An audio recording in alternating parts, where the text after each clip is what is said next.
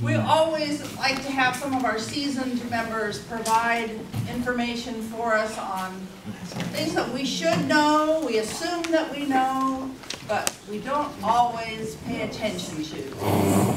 Our presenter this morning is a past president of this club. He's a distinguished Toastmaster. He's an accredited speaker. He's a past district governor. He's just an old guy. No.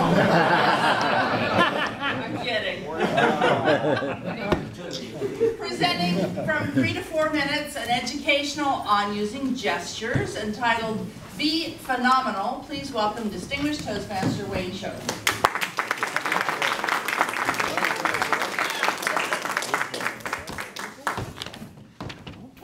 The year was 1955. And the New York City Center for Performing Arts was in terrible financial trouble. You see, it seemed as though they were over budget in their production of King Lear. And to make matters worse, Orson Welles broke his leg 2 days before opening night and had to play the lead part while sitting in a wheelchair. Well, the Center for Performing Arts went further into the red. And they only had one chance, one hope of recovering any of their financial losses for the year. And that was with a 2-week engagement with the great French mime, Marcel Marceau. What Marcel Marceau did was phenomenal. Phenomenal because he brought the Center for Performing Arts out of the red into the black, and he did it phenomenally without speaking one word. Those that were in his audience said he didn't have to say anything. They said his gestures. That is to say, his facial gestures, his hand gestures, his body movements, all orchestrated together in order to communicate his message.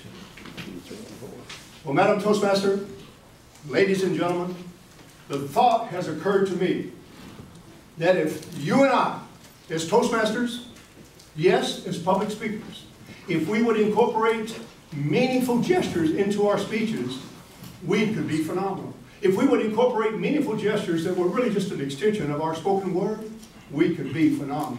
But how can we do that? Could I offer you 3 little ideas, 3 little suggestions, 3 little recommendations that are backed up by a lot of years of experience? These 3 suggestions could help you incorporate those meaningful gestures, and maybe you could be phenomenal in the process. 3 gestures. If you're writing this down, this will be number 1. Get out of that old school days habit of waiting until the night before to cram for the test.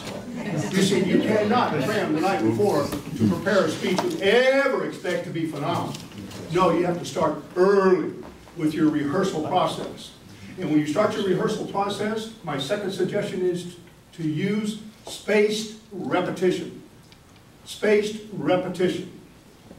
Just by way of definition, and so you better understand, spaced repetition means you rehearse early in the morning, you rehearse mid-morning, you rehearse midday, you rehearse mid-afternoon, you rehearse in the evening. I think you get better. You do that over several days or weeks, depending on the magnitude of the project that you're working on. Then if you would go in behind closed doors and use that spaced repetition, also incorporate my third suggestion, and this is important. Rehearse out loud. Let your ears hear your voice and something magical will happen. As you're going through the spaced repetition and rehearsing out loud, you start internalizing your message. And when you start internalizing your message, all of a sudden the gestures start coming out. Those are my 3 suggestions on how you can incorporate those gestures. Just get out of the habit of waiting until the night before, plan ahead. Second thing is to use spaced repetition. And third is to rehearse out loud. Now, I'm not here today to tell you that this is easy. It's not going to be easy for you to break old habits or to have the discipline to start early or to rehearse out loud. So I'm not here this morning to say that it's easy, but I'm here this morning to say that in the difficulty lies the opportunity to be phenomenal. Madam Toastmaster.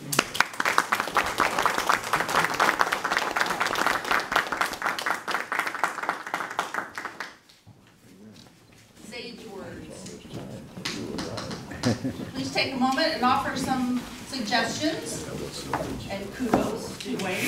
You know, even seasoned Toastmasters appreciate comments.